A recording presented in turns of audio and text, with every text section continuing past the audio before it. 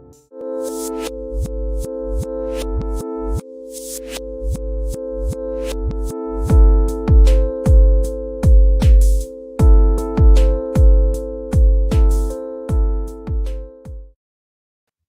what's up, everyone? Welcome to another episode of the Fantasy Fellow Show. I am your host, the Fellow KGB. You can follow me on Twitter at the Fellow KGB. It is Saturday night, 6 o'clock Central Time. We're going to be going up and finishing the rest of my start-sit charts for Week 12. We're going to have a couple 3 o'clock games. I think there's 3 afternoon games we'll cover. We're going to cover the Sunday night game. We'll talk about the Monday night game. And then maybe a Tuesday night game. We'll see what happens there. But for now, we're going to hop into a screen share here. We're going to look at the fantasyfellowship.com, and then we'll kind of check out some practice reports and a couple other things along the way here. So I'm just hopping into a screen share here. Let's see if we can get that up there. And yeah, I guess it's kind of funny. The first game we're going to talk about here is the Saints and the Broncos. And we did just find out that there's going to be no starting quarterback for the Denver Broncos. All of their quarterbacks have been ruled out. It was Jeff Driscoll who had COVID on the Thursday, which then Drew Lock, Blake Bortles, and I can't remember, there's maybe one other quarterback, but all the quarterbacks are going to be out for Denver tomorrow. So how do we navigate this? I think the easy decision for me is going to be to just start the Saints defense. I think that's the easiest recommendation that we can look at. But for now, let's just do our due diligence, and we're going to look at the practice reports and see, I guess, the relative health of the rest of Denver's team. So just pulling up the practice reports. On Friday, we see here only one guy ruled out here, a safety, Trey Marshall. The rest of the guys look pretty decent here. We do see Drew Lock on the COVID list. We're not going to see quarterbacks at all. Jerry Jeudy was not practicing Thursday, but he's limited today or on Friday. So at this point, guys, I don't think we're going to be starting any Denver Broncos. Cancel the receivers, cancel Noah Fant. Maybe Melvin Gordon and Philip Lindsay are the only 2 usable guys. We're probably going to see I think it's a practice squad receiver for the Broncos get the start. He did play at Wake Forest. His name's Kendall Hinter. Guys, if you're relying on any Denver Broncos tomorrow, you're probably not in good shape. I would not recommend any Denver Broncos for tomorrow. Looking at the Saints side, though, let's just kind of do our due diligence here. Third or fourth receiver here, Deontay Harris is out with a neck injury, not practicing all week. Ty Montgomery's out with a hamstring injury. Starting guard Andrews Pete is going to be out. And I think they also had a offensive lineman test positive for COVID, so we're not going to see a full offensive line here. Alvin Kamara is limited. He was limited all week with that foot injury, so I have a feeling we might see a little bit more Latavius Murray in this one. Michael Thomas also limited throughout the week. So overall, it's a decent practice report for the Saints. So let's look at I guess, first of all, let's just look at the fantasy points allowed here. What's going on, Harris? Thanks for hanging out tonight, man. But we're just going over the Saints and the Broncos here. There's really only one green matchup to take advantage of, and that's the Saints against the tight end.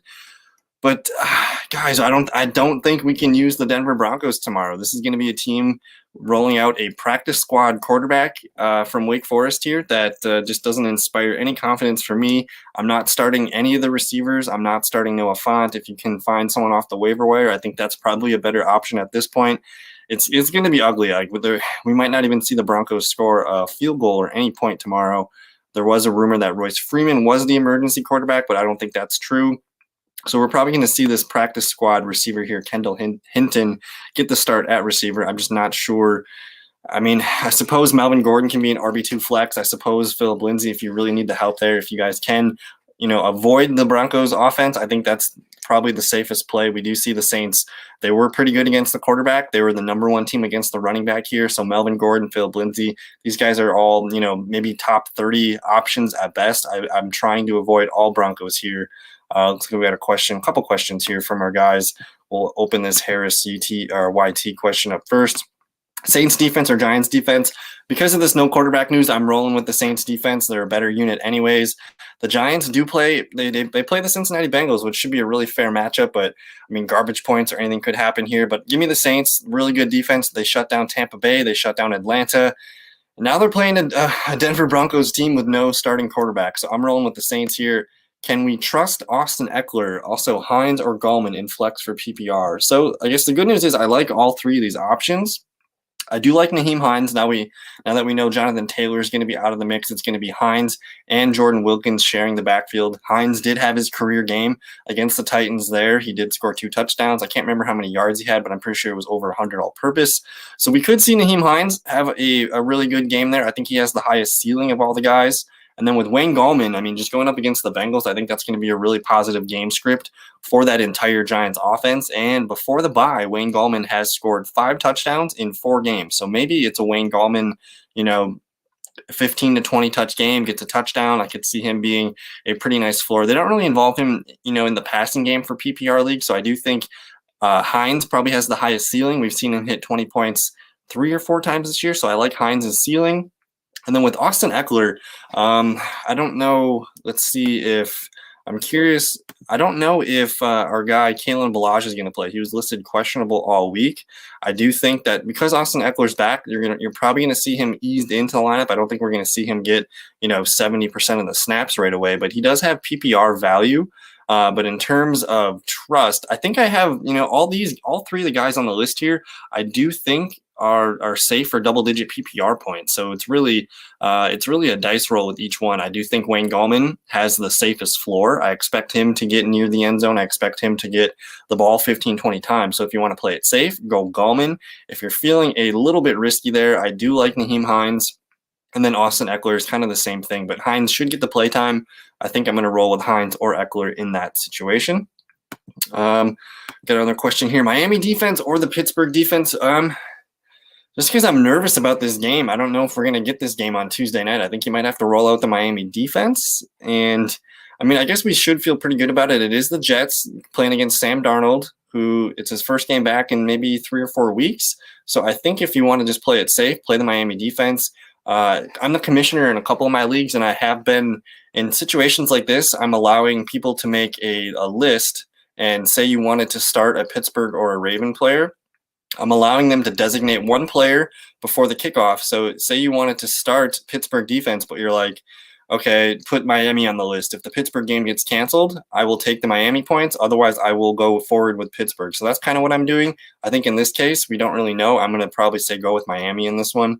But Pittsburgh, man, if they do play, they have a really good spot against RG3 on Tuesday night. So what's up, Fabian? How's it going, man? Start Hines or Harris now since Taylor is out.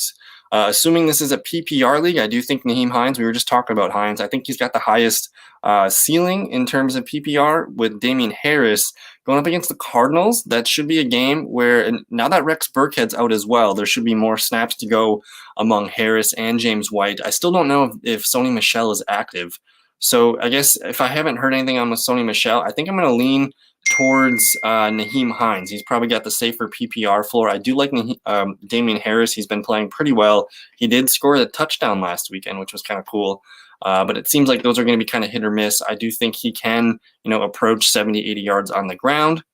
But with Nyheim Hines, Jonathan Taylor's out. I think we're going to be kicking ourselves if we bench Nyheim Hines, especially with Jonathan Taylor out. So I think I'm rolling with Nyheim in this one just because career game against Tennessee the last time they played, and Taylor's out of the picture. Jordan Wilkins he really hasn't, besides the one game where he popped off, I can't remember who it was, but he really hasn't, he hasn't shown us much lately. So I do like Nyheim Hines to outshine Jordan Wilkins in this one against the Titans here.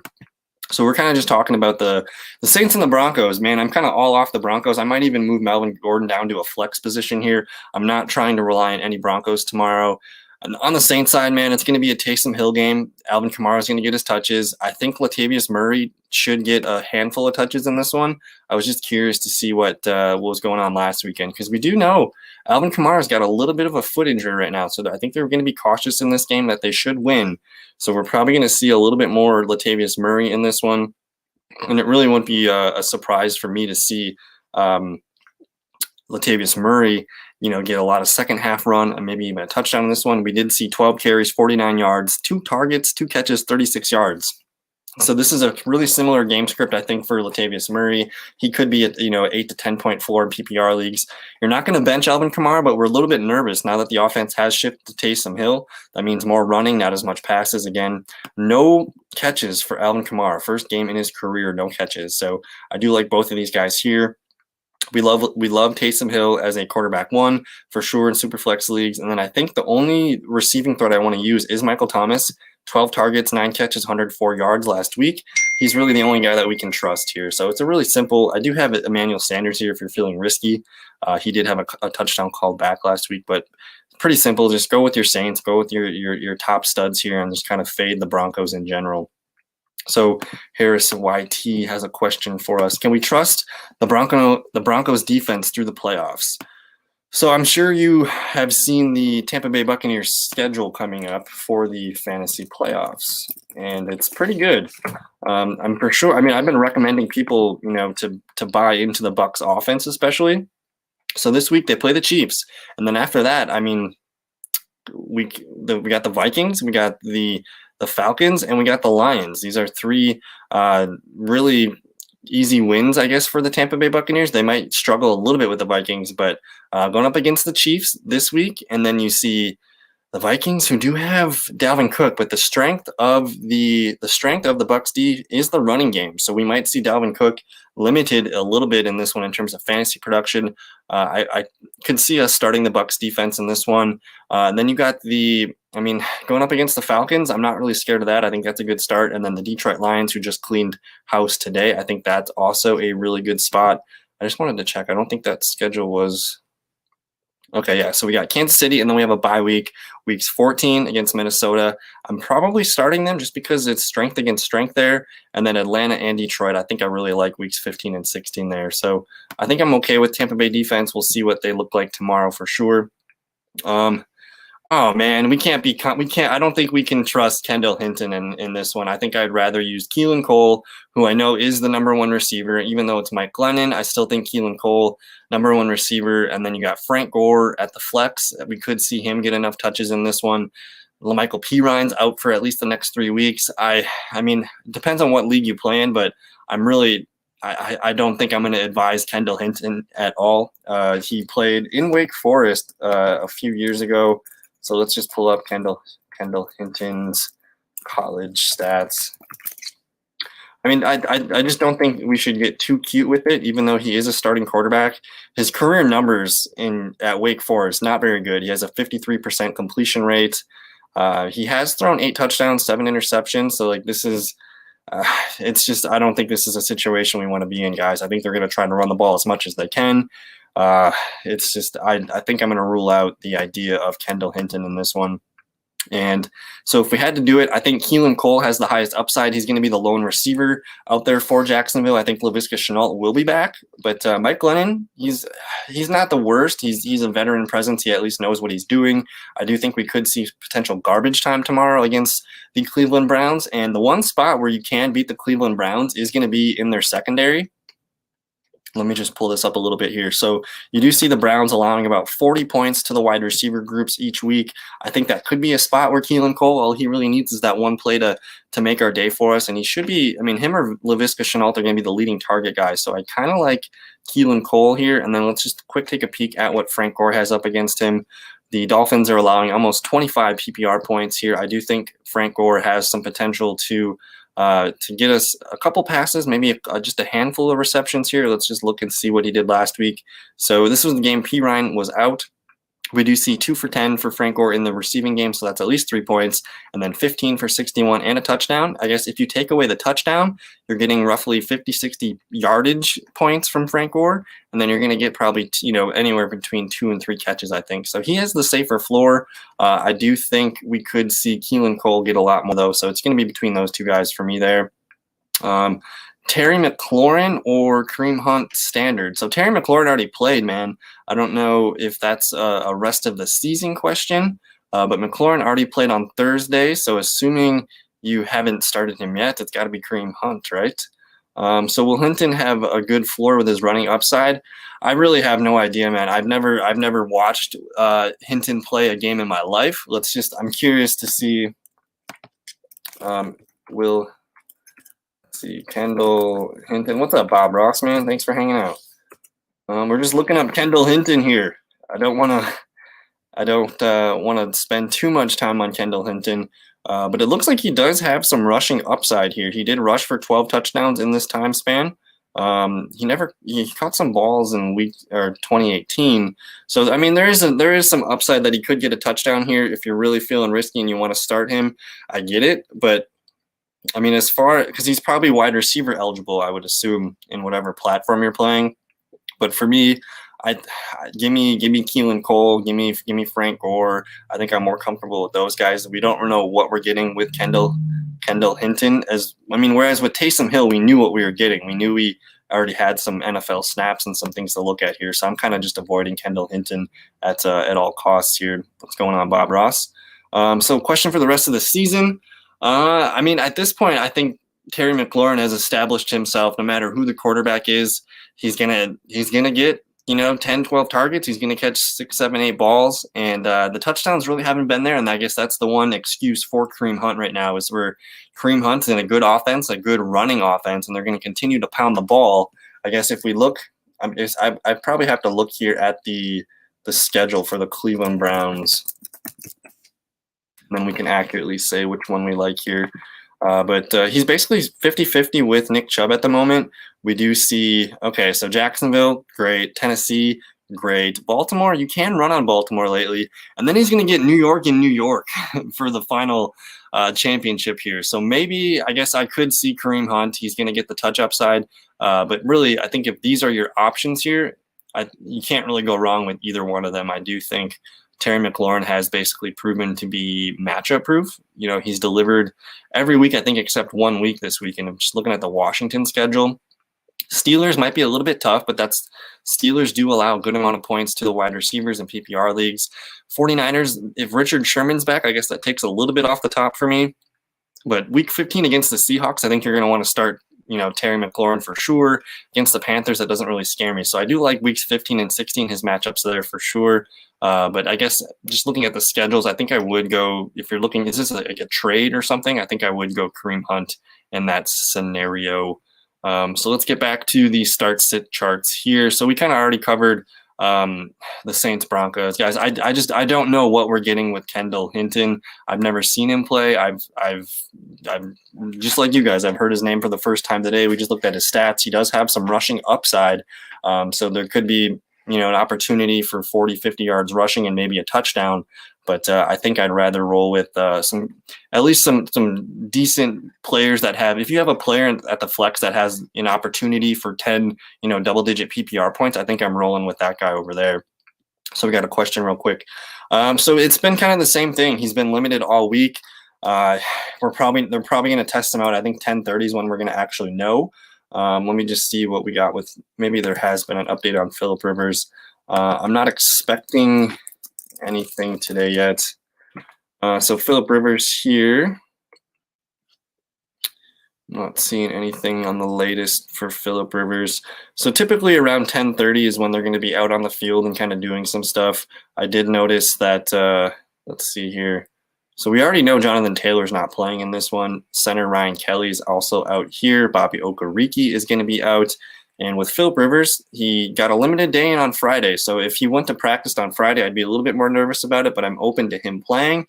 Who are your options again, Fabian, if we can have someone else besides Phillip Rivers? Because maybe we'll pivot if you have a better option behind him.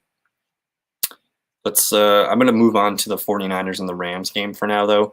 Let's first just look at the Rams and the 49ers practice reports. I know Tevin Coleman has been ruled out, so if you're waiting for him, he's going to be out at least one more week. We have an offensive lineman and we have a linebacker out, as well as a cornerback here.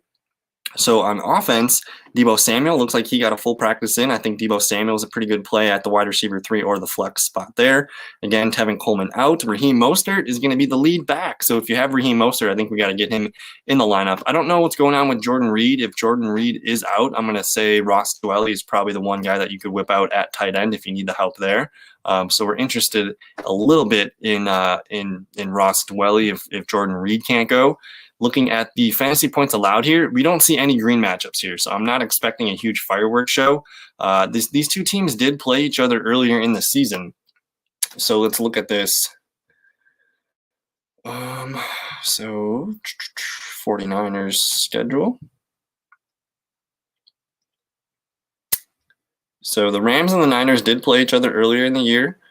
49ers won 24-16. You see Jared Goff, 198 yards, 2 touchdowns. This was a Jimmy Garoppolo game where he played pretty well with 3 touchdowns, 268 yards. We did see Raheem Mostert, get a healthy amount of yards here, 65 yards. He also caught 2 for 11. So he's got like a, 8 to 9 point floor, I think, in this one right away. Darrell Henderson did have a pretty good game, 14 for 88. No other running back played very well at all. This was a decent Tyler Higbee game, but I don't think he's going to play. And then Robert Woods and Cooper Kupp. I mean, at least Robert Woods got the touchdown, but Cooper Kupp, only 3 for 9, or 3 catches on 9 targets. That's not really something that we should be excited about. And then on the 49ers side here, you do see Deebo Samuel, 6 for 66 and a touchdown. I think he's a really good spot. George Kittle had a smash game here, 7 for 109 and a touchdown. I do think Ross Dwelly could be streamed if Jordan Reed's going to be out. I don't think Brandon Ayuk has been activated from the COVID list, so it's going to be all probably Deebo Samuel for us. So I think that's probably where I'm going to be leaning for. Let me just quick get to some of these questions in the chat room here. So Fabian he's got Phillip Rivers, Jared Goff, Ryan Tannehill, or Christian Kirk.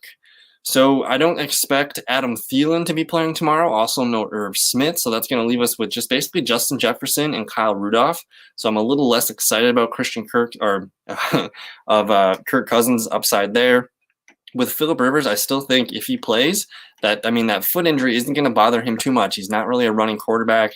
He basically just drops back and fires it off right away. So I do like Phillip Rivers here. Jared Goff going up against the 49ers. We just looked at what his numbers were the last time. He did throw for almost 200 yards and 2 touchdowns. It seems kind of like a low ceiling kind of game. But that offense is playing really well all of a sudden right now. So I do think Goff has some upside. And then Ryan Tannehill, he had his worst career game as a Tennessee Titan on that Thursday night football game. So if you think that Tannehill on the road can kind of correct what they did wrong on that Thursday night, I do like Corey Davis. I like A.J. Brown. I think Derrick Henry can have a good game too. But for me, I think I'm going to go with, as long as Phillip Rivers starts, I think I'm going to go with Phillip Rivers. And because we know Jonathan Taylor's not playing, that might mean a little bit more passing, a little bit more Nyheim Hines. So I still think I have Phillip Rivers in the lead there.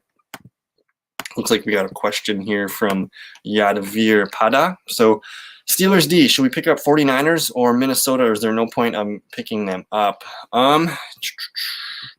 It might be nice to have a hedge. I'm a little bit nervous about this Steelers game. I can't tell you for sure. I was talking earlier because I'm the commissioner in a couple of my other leagues, and I have been giving people the opportunity where if you want to play a Steeler or a Raven, I'm allowing them to designate one player and before that game kicks off. So if, say you have the Steelers defense, and again, we don't know if this game's going to play, but you want to make sure Steelers defense is locked in. I'm allowing people to designate someone like the 49ers, and if the Steelers play, you'll get those points. Otherwise, we'll default back to you the 49ers there. So I think because you have a little bit of uncertainty here, is there are the Packers available? I like kind of looking for Sunday night or Monday night maybe. I think those might be defenses worth holding on to because I think we're in a situation where we just kind of need to hold out and wait for more information. So allowing yourself, till Sunday night or just even Monday night, I think that would give us the best options. Otherwise, you can probably just pick up the 49ers defense and start them. I think Richard Sherman's back in this one. And the 49ers are coming off a bye, so they should be feeling pretty healthy. They held the Rams offense to 16 points last time. So I think the 49ers are a good sneaky start and potentially have some value the rest of the season here. So KLS Talks, what's going on, man? Thanks for hanging out. We got Robert Tonyan, Kyle Rudolph, Jordan Reed, Mike Gesicki. So I'm going to probably cross off Jordan Reed right away. He didn't practice all week. I don't think we're going to see him tomorrow. Mike Gesicki's got some good things going for him. One, he's going up against the Jets. And two, he's got Ryan Fitzpatrick probably back. They did rule Tua Tagovailoa as doubtful. So as long as Ryan Fitzpatrick's back, I think Mike Gesicki's probably my favorite here. Kyle Rudolph does have the opportunity with Irv Smith not playing in this one. But again, we're kind of gambling for a touchdown, and Kyle Rudolph really hasn't had any big games lately. So I would probably rank them as Mike Gesicki first, and then I think the Packers are going to have a pretty good game against the Bears. The one spot you can score against the Bears, what I've noticed here, let me just scroll down a little bit.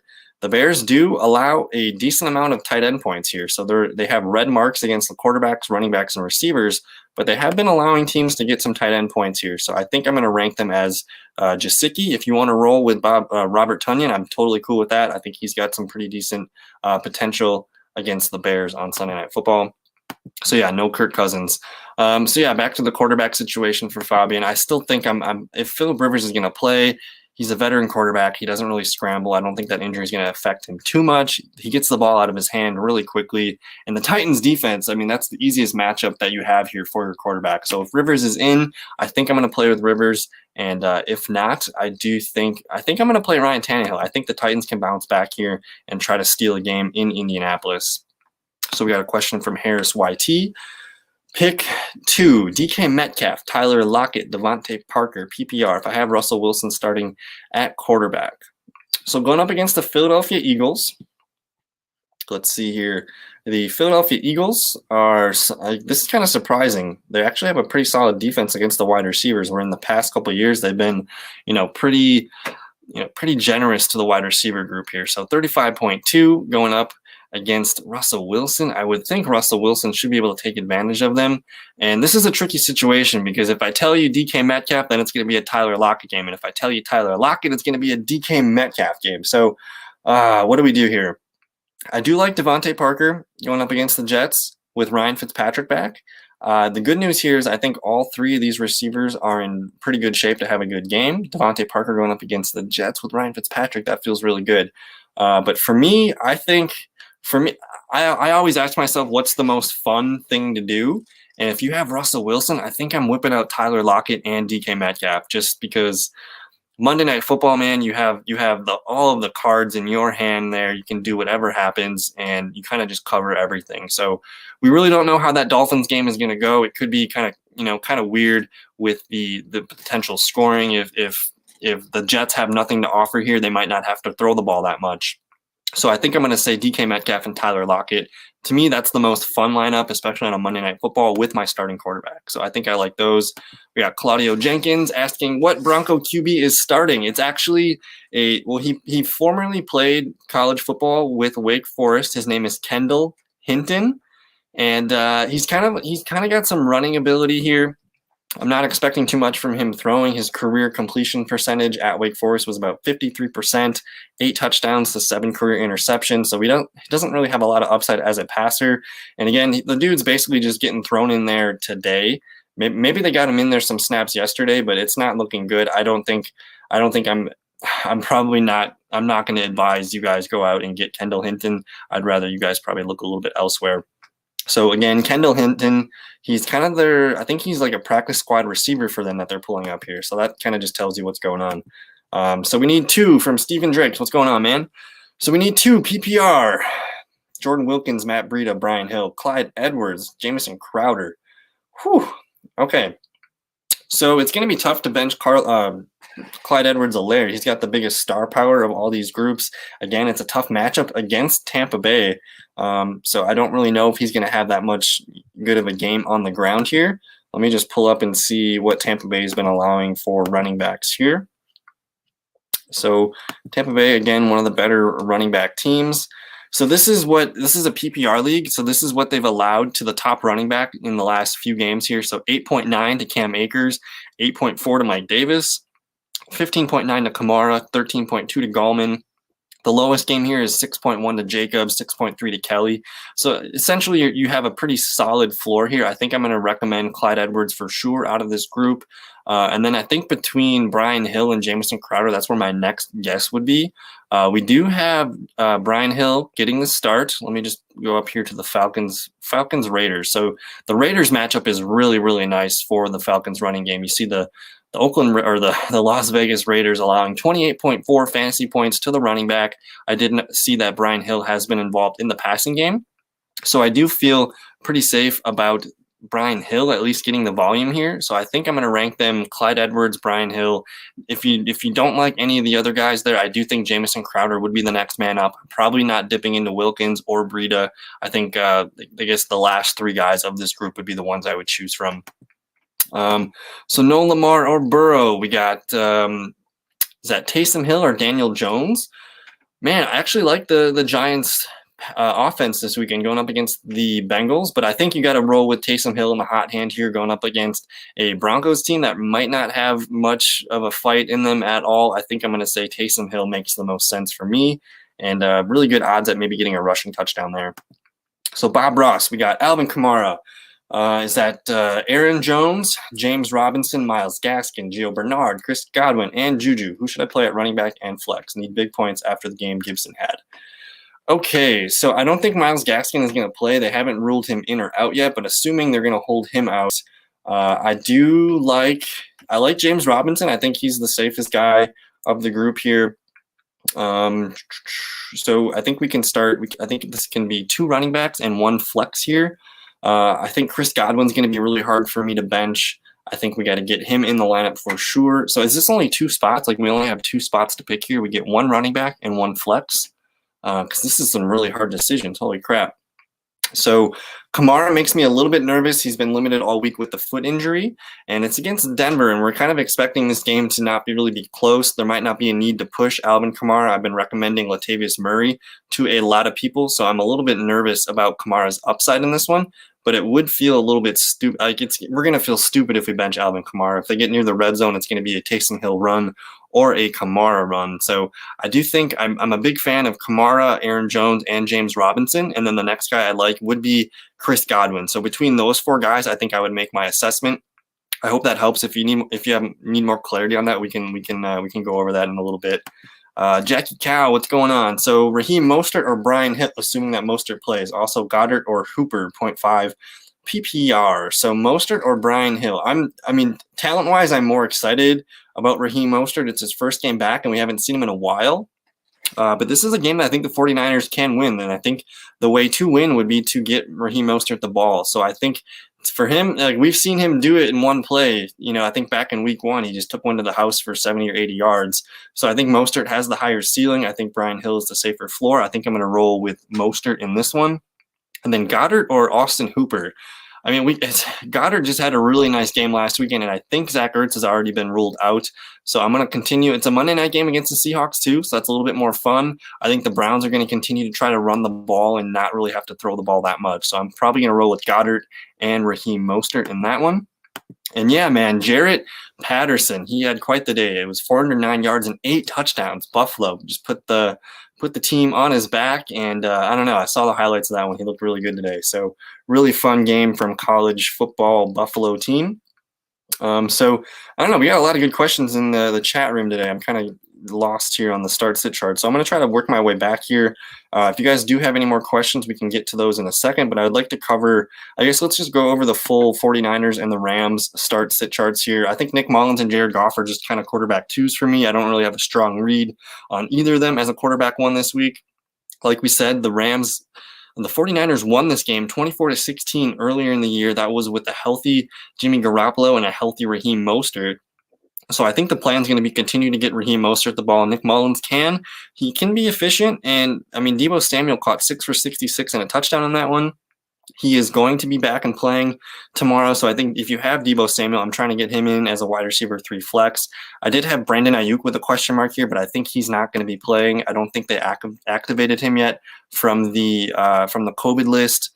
Jordan Reed, I'm going to have to move him down too because he didn't practice all week. So we're probably going to move Ross Dwelley up into the fringe tight end 1 category. Jerick McKinnon, just a low-end RB2 play if you're really desperate there. And then I did say nah for the 49ers defense, but I'm kind of thinking maybe they might be a decent play. And then on the Rams side, again, Jared Goff, quarterback 2, don't feel great about it, but for sure in Superflex leagues, I think we have to continue to start Cooper Kupp and Robert Woods after the games that they had. And then the thing I noticed was Tyler Higbee didn't practice all week. So if you need a tight end, maybe Gerald Everett provides some low-end tight end 1 numbers. And then with the Rams running back situation, I'm just kind of avoiding that situation as a whole. They're basically running them 33% each right now, and it's kind of just Russian roulette. I don't think I'm comfortable recommending anybody there. So we'll move on to the Chiefs and the Buccaneers game. But yeah, okay, so Bob Ross got back to us here saying we need 2 running back and 1 flex. And let's look at this list again. So 2 running backs, 1 flex. This is tough. Okay, so Kamara, Aaron Jones, James Robinson, and Chris Godwin. Those are my 4 favorite players of the group. I do think you should I think James Robinson's the safest one. He just went up against Pittsburgh last weekend, was able to get double-digit PPR points for us. So I think you got to lock him in for sure at this point. And then I think Just based on Chris Godwin's, ability going up against the Chiefs, I think we're gonna have to see Tom Brady throw the ball quite a bit in that one. So I do like Chris Godwin at flex. And then just basically it's Kamara or Aaron Jones, which is a tough situation. We got Aaron Jones going up against the Bears. I guess I'd be okay with benching Aaron Jones and probably going with Kamara.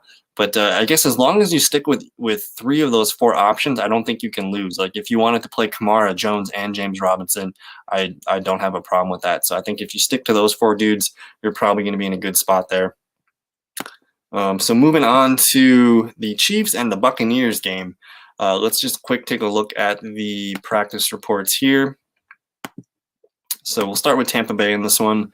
So Jamal Dean, starting cornerback, out. Tanner Hudson, third tight end, out. Chris Godwin, I don't know what his injury was, but full practice all week, so no concerns there.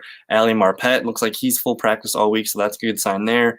AQ Shipley, I think he's not going to play another game of football with the neck injury, so that's really sad to see. But I guess for fantasy purposes, this looks pretty good for Tampa Bay's side. On the Chiefs side, are we getting Sammy Watkins back this week? Sammy Watkins practicing full all week. This is a really weird injury report. They don't have anybody here. Everybody's listed as full practice here, so I guess that's a good sign for all of our Chiefs. But yeah, we got Andrew Bauer confirming some of these 49ers things in. So Sherman's going to be activated tomorrow. Deebo Samuel's going to play. Tevin Coleman out. So thank you, Andrew. So yeah, back to the Chiefs and the Bucs game. You look at this fantasy points allowed chart here. We don't see any green matchups here. I do think the Chiefs offense will be looking at the tape that the Rams just put on this team. So you're going to love, we're not going to sit our studs, whether that's Tyreek Hill, Travis Kelce. Those dudes are locked in every week. And I think Clyde Edwards-Helaire, especially in a PPR league, I still like him as a running back too. He did score 2 touchdowns last weekend, so if they get close, we could see him. But again, that's kind of the strength of Tampa Bay's defense is not a lot of teams run on them. Only 21.1 PPR points allowed to the running backs. So maybe we see Clyde Edwards used a little bit more as a receiver in this game. You're still starting Patrick Mahomes. Maybe Demarcus Robinson's the guy. I don't know if Mecole Hardman was activated off the list here. So if you're feeling risky, maybe Demarcus Robinson's the guy. I'm probably not trusting Sammy Watkins right away. And none of these other guys really make sense for me at this point. And then on the Tampa Bay side, man, I lost a couple games because of Tom Brady last week, which was really upsetting. I was 10-0 in one of my leagues, and then I fell to 10-1 because Tom Brady just couldn't stop throwing interceptions at the end of the game. So Tom Brady, he's a quarterback 2, fringe quarterback 1 for me. If you need him as a quarterback 1, I think he has been pretty good in bounce back games from losses. Chris Godwin, Mike Evans, Antonio Brown. I'm trying to get all 3 receivers in my lineup here. I think Antonio Brown has a pretty safe high floor. And we saw Mike Evans, man. All he needs is that 1 touchdown play to make our day. And Chris Godwin continues to be one of the leading target guys for this team. As far as the running backs here, Ronald Jones and Leonard Fournette. I did list both of them as flex, but these guys are kind of dirty. I don't really feel great about it. The Chiefs are kind of middle of the road here against running backs, about 25 points per game. I just think if Tampa Bay is going to win, I do think Ronald Jones needs to be more part of their game plan in terms of running the ball and keeping Patrick Mahomes on the sideline here. I'm just a little bit nervous about it. So I think if you have questions on start Ronald Jones or Leonard Fournette, let me know in the comments. I think for now, they're low-end RB2s. I don't feel great about it. I'd rather start the Tampa Bay trio of receivers. And then with the tight end situation, I can't trust Rob Gronkowski or Cameron Brate right now. They haven't really been consistent lately. So for me, Chiefs Buccaneers, I expect the Chiefs offense to kind of do as they please. Maybe Tampa Bay kind of has to play rally ball here with their wide receivers, and maybe that makes Leonard Fournette like a PPR play, but again, kind of avoiding the running backs for the most part. So we'll move on here to the Sunday night football game, Bears and the Packers. Looks like we're just catching up on a couple of the talks here. So looking for the playoffs, trade DK and Jacobs for Jones and Julio PPR. No, I think I really like Aaron Jones' schedule, man, but I think trading away DK to get Julio's already kind of bummed. He's got a kind of a bum quad right now. He's on a bad losing team. Give me the team with DK Metcalf, and they're trying to stay afloat in the fantasy, and not in like the real playoffs too. So they have a lot more to play for. And then same thing with the Raiders. They have a really nice schedule the rest of the way. I think I saw they have the easiest schedule remaining in terms of win losses. So I think I'm going to stick with DK and Josh Jacobs in that situation. So let's look at this Packers and this Chicago Bears game. Let me just pull up the practice reports for Chicago. And Mitchell Trubisky is going to be playing tomorrow night, guys. So Nick Foles he's doubtful. They pretty much said Mitch Trubisky's the guy here. Looks like Jimmy Graham had something, but he's going to be okay. We got Akeem Hicks. He's questionable here, not practicing all week, but I'm assuming he's not going to play in this one. Looks like a couple other guys down here. Cordell Patterson, full practices. Looks like David Montgomery's going to be good to go, so that's a good sign there. The Bears' offense should be pretty healthy. And then let's pop over to the Green Bay side real quick. I don't know what was up with Devontae Adams on Thursday. Maybe that was just a day off, but he was limited Wednesday and Friday, so he should be good to go. It looks like Jair Alexander was limited all week, so that'll be interesting to see if he can play against Allen Robinson. Moving on down here, nobody's been ruled out for Green Bay, which is a good sign here. I did see Marquez Valdez-Scantling. He did not practice on Friday. He has an Achilles injury, so this is going to be a game-time decision probably. But I think Green Bay's got a pretty simple fantasy evaluation here. If we just quick look down here at the fantasy points allowed to position. So, of course, you want to target the Packers running back. Whoever is running against the Packers usually has a pretty good game. And then for some reason, whoever plays, the tight end against Chicago, they have been allowing some good tight end points here. So the rest of the teams the rest of the positions are pretty solid. They're all red marks in the top 10 here. So starting with Green Bay, I think it's easy to say Rodgers at home. Doesn't really matter who he plays. We're going to start Aaron Rodgers as a top 5, top 10 quarterback. So he's quarterback 1. Aaron Jones, even though it's a tough matchup against the Bears, they are a top 10 team in running back points per game here. But if they get to the red zone, you got to think Aaron Jones has a pretty good opportunity to get a goal line touchdown. Devontae Adams, man, we're not benching him at all. And then because the Bears have a green matchup here against the tight end, I do think Robert Tonyan can be a guy that can be streamed as your tight end 1.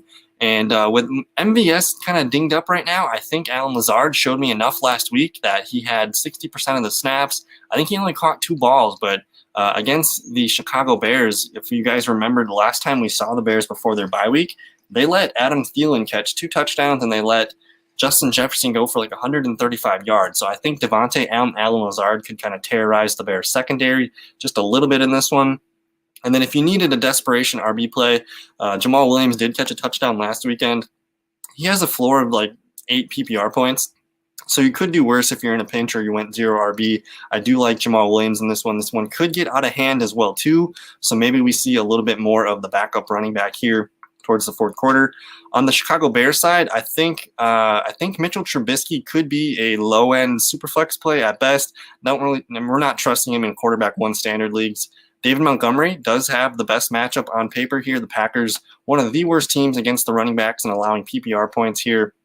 So David Montgomery is going to be back in our lineups as a running back 2. And Allen Robinson, man, he's had a pretty good run against the Green Bay Packers the last few years. I don't know if you guys remember this, but there's a website I use here called StatMuse. And if you can ask it any questions, really. So I'm just going to type in the player I'm looking for. So Allen Robinson versus Packers. And then I like to add the word game log. So it's going to give me every game that Allen Robinson has played against the Packers. And last year, 2019, Allen Robinson gets 7 catches in both games, 102 yards and 125 yards. So these are pretty good games for Allen Robinson. I would not fade him at all, even though it is a tough matchup on paper. He has no career touchdowns against the Packers, so maybe that changes tomorrow night. He has, again, these 2 games were with Mitchell Trubisky last year, so I wouldn't be too worried about Allen Robinson in this one. He's really the only guy that I feel the best about on Chicago's side. And then if you need help at tight end, maybe Jimmy Graham can do something against his former team here. I'm not even trusting the Bears' defense this weekend, and Darnell Mooney, Anthony Miller, Cordell Patterson, I just think it's a little bit too risky for us there. So let me get to some of these questions in the chat room. Fabian's asking, when should we know when Rivers is good to go? Typically, when a player is a game time decision, they are on the field 90 minutes before kickoff, and they do have a noon kickoff tomorrow. So 90 minutes before, I don't know what time zone you're in. For me, it's going to be 10:30. So just check back around 10:30. If he's feeling good and he looks good, he's got that stupid smile on his face, I think we can start Philip Rivers. So typically 90 minutes before the game time decision, we should know. What's going on, ISO? How's it going, man? Should we pick up Ryan Fitzpatrick this week if my QBs are Newton and Tannehill? I think I'd roll with Cam Newton in this one, man. He's actually been playing some pretty good football lately. Let me just pull up Cam Newton's opportunities the last couple games here. And it is against Arizona. It's out west it's in New England too. So it's a good home game opportunity for Cam Newton. He didn't run for a touchdown last weekend, so he might be due for that column. But he threw for 365 and a touchdown. You see the last 4 games here, he's got a floor of about 16.5 points. So I think I'm going to continue to roll with Cam Newton in this one. I know Ryan Fitzpatrick is exciting to get in, but it is against the Jets, so we'll see what happens there. But for me, I think I feel safest about Cam Newton. And I guess if you want to shoot for the stars, Ryan Fitzpatrick could get you a 20-25 point game. But I think I'm good with Cam Newton in that one. We got a question here from Keegan McLean. Giovanni Bernard or Cole Beasley? I'm going Cole Beasley in this one, man. We know John Brown's going to be out. They're going up against the Los Angeles Chargers, who are going to be without their top cornerback. So that's going to mean good things for Stephon Diggs, and that just might open up things for Cole Beasley in the middle of the field. Because if Diggs is doing really well and he has the attention of the defense, I just think Cole Beasley could have a really nice game underneath. And then with Giovanni Bernard going up against the Giants, like the quarterback situation for the Bengals, and just man, I'm really nervous about the Bengals showing us a lack of heart. So I do think I'm going to roll with Cole Beasley, attach me to Josh Allen instead of attaching me to Brandon Allen. I think that's how I'm going to do it there. So ISO only is asking Mike Evans or Deontay Johnson this week for the wide receiver 2. I think that is a little too risky for me. I'm going to roll with Mike Evans. He did have a pretty good game last weekend. He did score the touchdown as well. And man, it would be nice. Like if we could just know today, right now, I probably would say Deontay Johnson. But the fact that you have a Mike Evans kind of waiting in the queue, going up against Kansas City in a game where if Tampa Bay is going to win that game, man, they have to score points, which should mean Mike Evans needs to be involved in this one. So I think I'm going to roll with Mike Evans. And I mean, if they play the game, they play the game. But I think to be safe, just lock in those Mike Evans points no matter what they are. Also, what's your initial call on Julio? Do you think he plays? I do think Julio plays, whether he's in a decoy role or maybe he's in a limited snap role. I do think Julio plays. It really depends on who your backup options would be. But the fact that he practiced limited all week, I think he maybe missed one practice. Let me double check that just to make sure I'm right here. So Julio Jones. So he did not practice on Friday. So he's limited Wednesday, Thursday. Maybe they're just kind of giving him a potential day off here to get right for Saturday and Sunday just to make sure he's good to go. So, yeah, he's probably going to be a game time decision. We'll know 90 minutes before kickoff. This is a noon game here.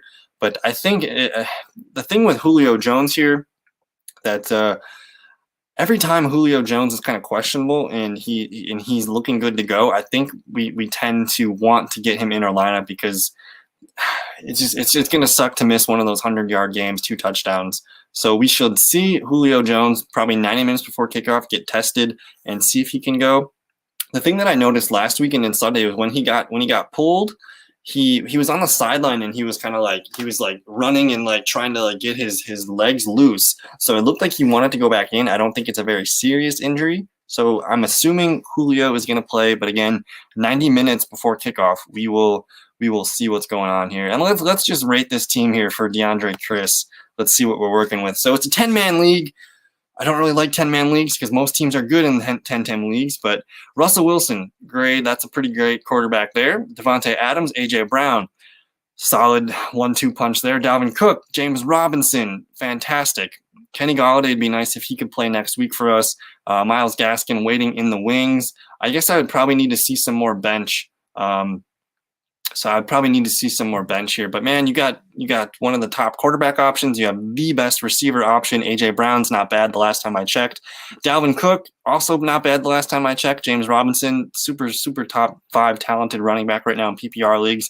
And T.J. Hawkinson. So we're looking pretty good here. I think in order for me to rate your team fully, though, I need to see probably the rest of the bench because even though a team has really good starters, I think your bench is going to be what gets you through the playoffs and to week 16, and then from there it's game on. So for me, I always want to make sure my bench is almost just as competitive as my starting lineup.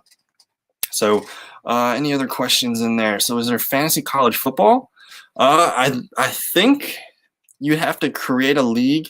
I do know DraftKings and FanDuel do have DFS lineups, and you can also with the cool part about DraftKings and FanDuel is you can actually create some leagues on there for you and your friends to do, side stuff. It doesn't even have to be for money or anything, but you have the ability to kind of do, basically you're just setting a DraftKings lineup every week and it adds up for the whole season. So there is kind of like a college fantasy football season that way. I haven't seen anything on like ESPN or Yahoo or anything like that, so we might have to look around for that. But damn, that Jared Patterson today would have been pretty fun if that happened. So yeah, if Julio doesn't play, I might take a chance on Deontay, or I could always roll out Reagor. Yeah, I guess. Okay, so yeah, you bring up a really good idea.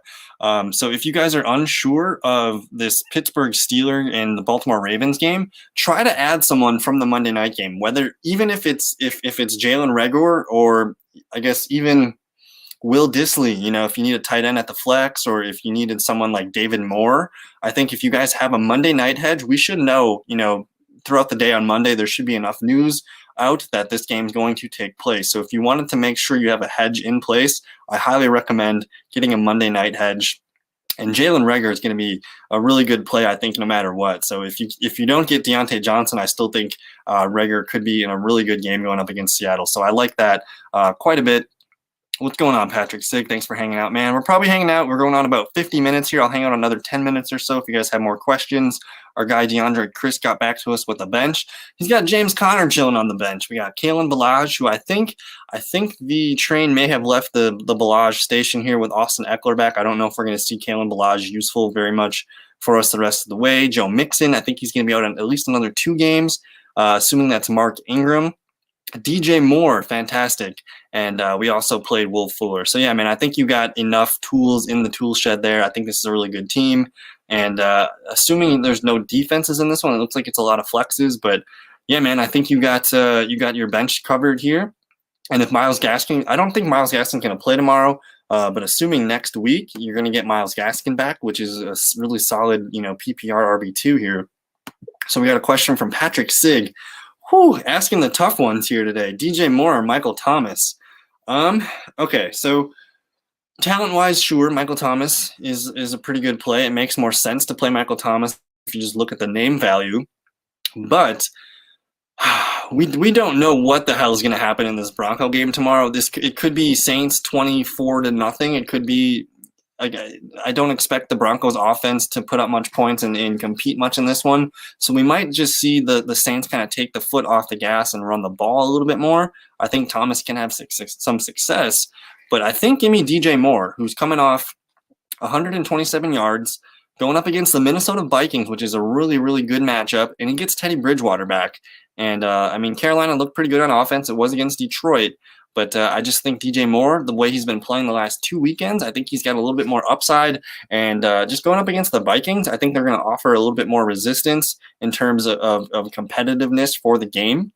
So I think DJ Moore playing some really good football in the last 2 games. I think I'm going to roll with DJ Moore over Michael Thomas. Should we have Mike Evans, Chris Godwin, and Antonio Brown in my DFS lineup or not? Is that going to be for like an afternoon game only, just like the 3 o'clock games? I guess if you're doing Mike Evans, Godwin, Antonio Brown, you should probably stack them with Tom Brady. I would assume that would probably be the smart play here. I'm not really feeling too hot about the Buccaneers running game. So I guess as far as DFS, it could be any 3 of these guys could be the leading guy of the game. I could see all 3 of them scoring a touchdown for sure. I've never really messed around with having 3 wide receivers in a DFS lineup, though, so I'm kind of curious about how that would look. But I would assume if you're doing Evans, Godwin, and Antonio Brown, it is for Thursday games. For Thursday games, do they play on Thursday? I'm trying to think here. It is for Thursday games. What does that mean? Does that mean you already have points locked in for from Thanksgiving that already played here? Let me just move on quick to one of these new questions here from Cam Turkisher. So we just got here. You may have answered this, but do you think the Ravens game is going to be played or postponed longer? I think the NFL knows that they really can't afford to push it back any farther. I think they're going to try their best to play this game. I'm still nervous about it. It would probably take, if we wake up tomorrow and there's more positive tests, it's not going to be good. But basically, we can't have any more positive tests on Monday or Tuesday. They're going to try everything. They pushed it back as far as they could, and they're going to try their best to get it to be played. But I don't feel great about it. It really depends on who your options are behind you. Like our guy here, he had Jalen Reagor kind of in the queue here. So if you can get a Monday night hedge, we should have more information throughout the day on Monday. I think that's kind of the way that I would play it, is to just be safe. Try to have a guy maybe on the Monday night game that you could also swap in there. I think that's what I'm going to be telling people to do. So Harris says here, so you already locked in some points for Thursday. You're rolling with Mike Evans, Chris Godwin, and Antonio Brown. I think I would just probably use 2 of those receivers. And assuming if this is DraftKings, I like the PPR boost of Godwin and Antonio Brown. I think that's what I'm going to be doing.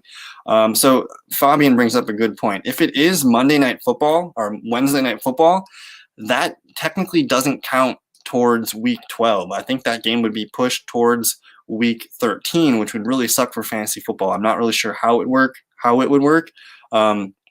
But I don't know. I'm a commissioner in a couple of my leagues. I guess 2 of my most important leagues, I am commissioner.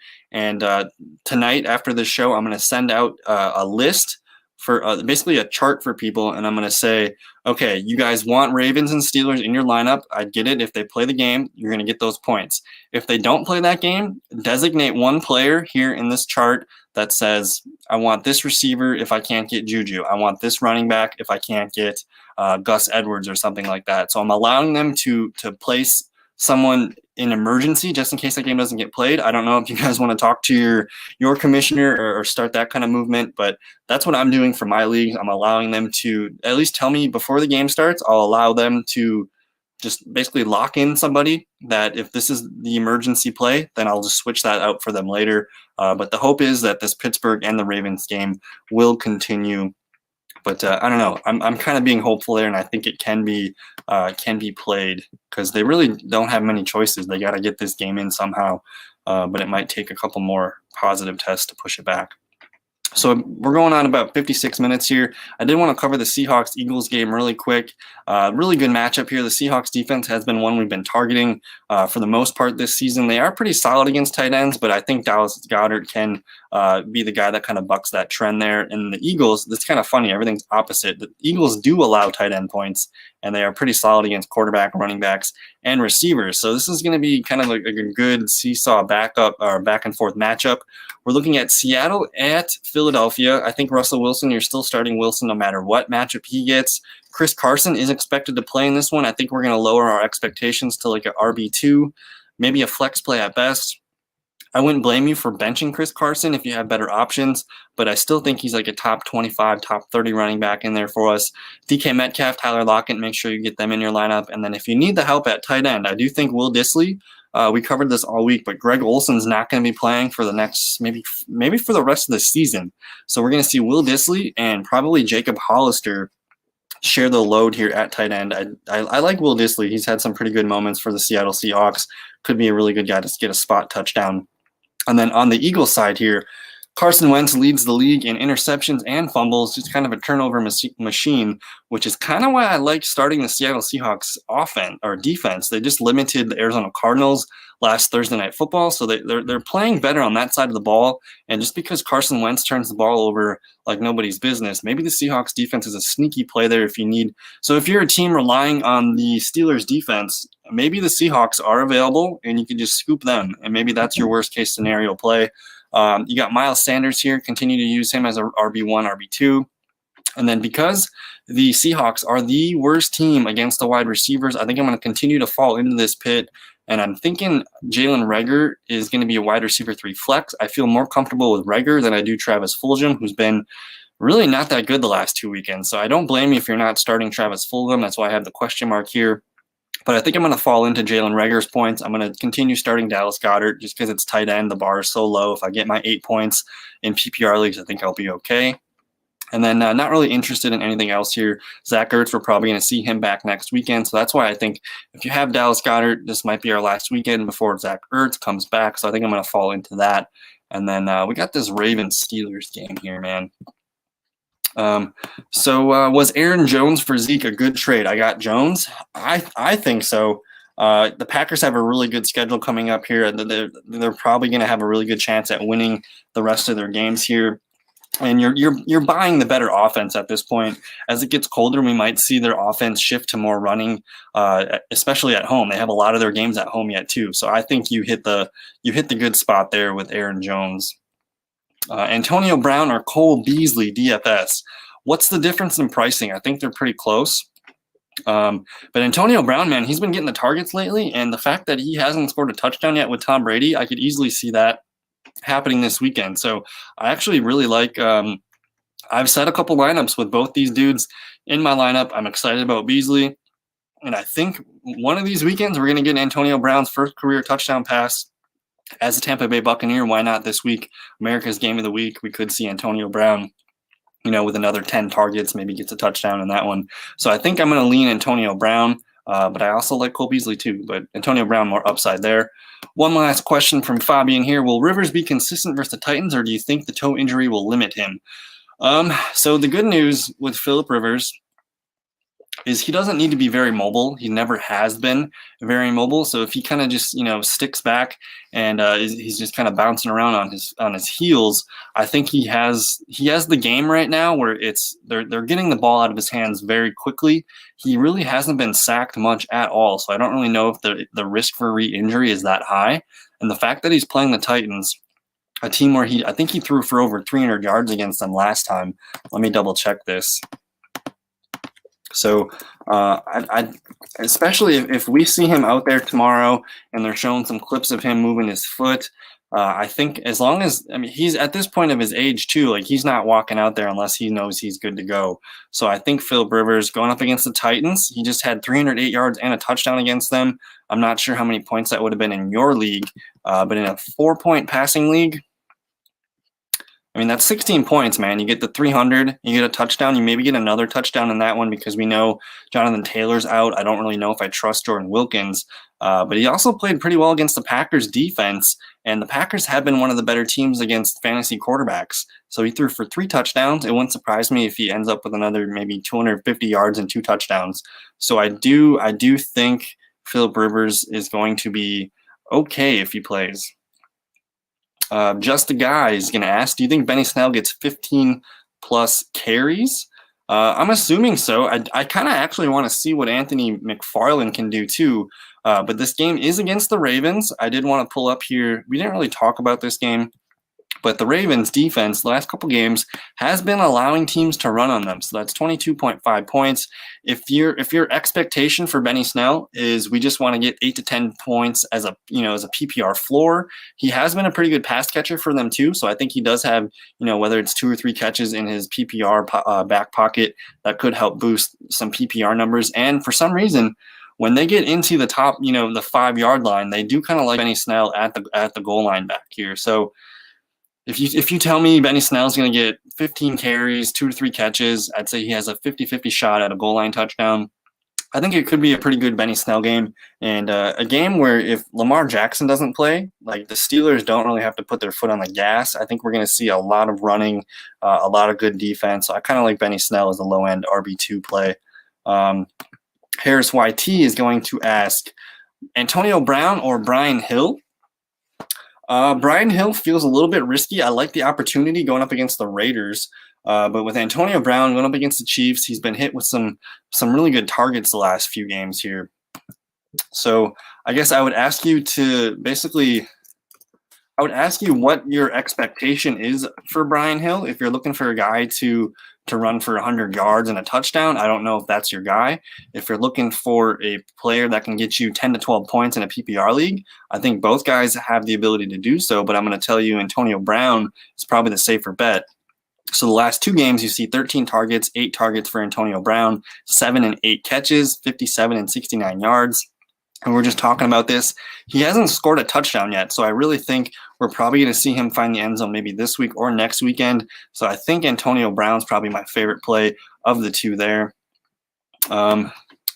If Julio doesn't play, is Hinton worth playing instead of someone like T. Higgins?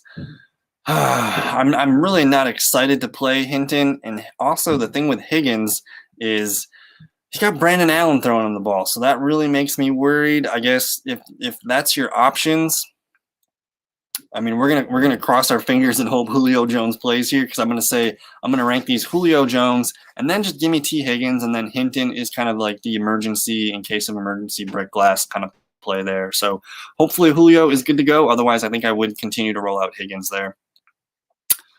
Antonio Gibson or McCaffrey if he returns, assuming this is a rest of the season question.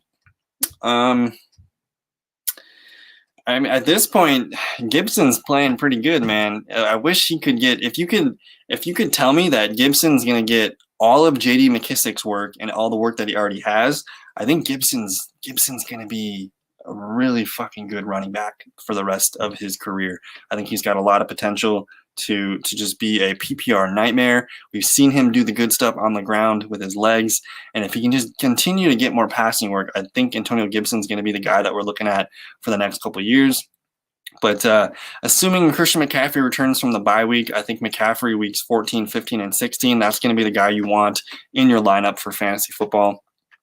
L. Kraus is going to ask, who should we start at flex this week for PPR? We got Deontay, DJ Moore, Bob Woods, Chris Carson, Austin Eckler, Raheem Mostert, or David Montgomery. Whew. So do we only get one guy out of this group? Who should I start at flex this week for PPR? I think this is just one player, which would suck. Hopefully it's two, man. You got a lot of good players here.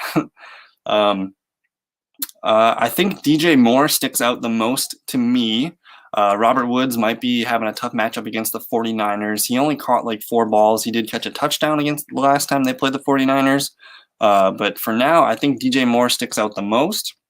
I do like David Montgomery going up against the Packers, but I'm kind of nervous about what could happen in that game. It could go, a ton of different ways here. So if you're asking me to just pick one guy, I think DJ Moore is the guy that I trust the most. Austin Eckler and Raheem Mostert both have some pretty good upside in this one too. And then with Deontay Johnson, if you can hold out on Deontay Johnson, if you can risk holding out for that game being played, I do like Deontay, but I think I'm okay with just saying take the DJ Moore points going up against Minnesota. So Justin asks, where do you rank Henry and J-Rob this week? Because both have tough matchups, PPR league. In terms of... Well, let's just look at this. I mean, we know Derrick Henry has a tough matchup going up against the Colts. But the last time he played the Colts, that was like a worst-case scenario, like doomsday situation game script. And Derrick Henry, I still think, rushed for 100 yards. 103 yards, 1 catch, 6 yards. So that's kind of your floor, I think, with him. I'm willing to bet that it's not going to be this type of game again, where we see the worst game from Ryan Tannehill as a starting quarterback for the Tennessee Titans. I do think you're somewhere in between this. Maybe we see 75 yards and a touchdown, something like that. So I think you're in the range of 11 to 20 points. We're not going to see a huge boom game, but I think you're pretty safe for at least 60, 70 yards from Derrick Henry, and then we'll hope for the touchdown there. So I do think Henry still has, top 10 running back upside there. And then with James Robinson, man, we saw James Robinson last week go up against the toughest running defense in the league in the Pittsburgh Steelers, and the man still delivers with us for double digits. So we see 11.4 points, 17 carries, 73 yards, and then 2 catches, 21 yards. I mean, his worst game of the year has been 10 points. So I still think, even with Mike Glennon, I mean, they've been through Jake Luton, a rookie quarterback. We've seen Gardner Minshew, what he can do with Gardner, and now it's Mike Glennon. I do think the ability for James Robinson to kind of continue to hit his double-digit PPR points seems pretty good. I'd like him as a kind of like a top 16, top 20 running back. If you just expect maybe 10 to 12 points there, I think that's probably the ticket. Antonio Brown or James White? Give me Antonio Brown, man. He's getting the targets, and James White without Rex Burkhead, I get the urge for James White, but I know Antonio Brown's going to be on the field a lot more. So a lot of times when I'm making these kind of decisions, I'm going to go with the guy that's on the field for more snaps, higher percentage, more opportunities. He's also in a game script against Kansas City where they're going to need to throw the ball and to try to win that game here. Yeah, man, no problem, Fabian. So Mr. Assuming all healthy, rank Eckler, Mostert, Gaskin, Davis for this week. Whew. All right, this is probably going to be the last. We're going on 109 minutes here. I got maybe a minute or two left. This will probably be the last question before I sign off here. But Austin Eckler, pretty fun matchup going up against Buffalo.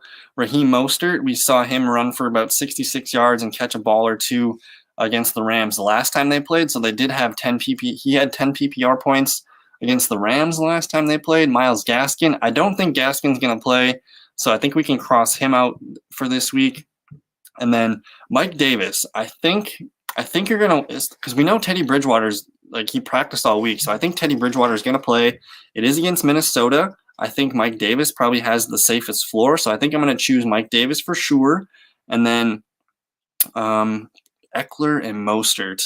Assuming this is a PPR league, I think I'm going to put Eckler number 2, Mostert 3, and then we'll leave Myles Gaskin towards the end there. But I think because we know Mike Davis, he only gets maybe one more chance without Christian McCaffrey. I think we're going to have to try to use it if we can. But if you're just looking for 2 running backs here, I wouldn't blame you if you wanted to start Eckler and Mostert. We've been waiting for these guys to get healthy, so I totally get it if you want to use those 2 guys. But I think I'm trying to get Mike Davis in the lineup. So Keenan Allen and Tyreek Hill. Whew.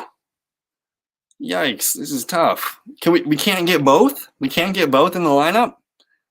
We can't get both? Oh my God. So you must have like Devontae Adams chilling or something, right? Where you can't get one of these guys in the lineup. Holy crap.